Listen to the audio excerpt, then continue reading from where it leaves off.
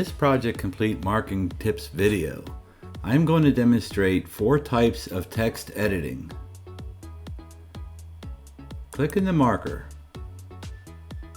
To change the font type, use the pull down arrow, scroll through the list of types, click on the selected type, and you notice the font has changed. Next is changing the font size. Click in the marker, use the pull down arrow, scroll down to select the font size,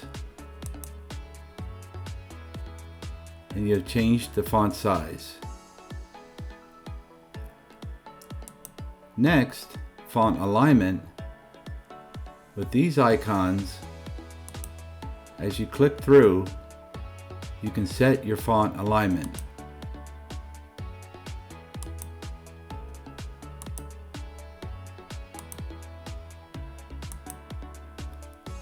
And the last is text rotation. Click in the marker, using the pull down, select your text rotation.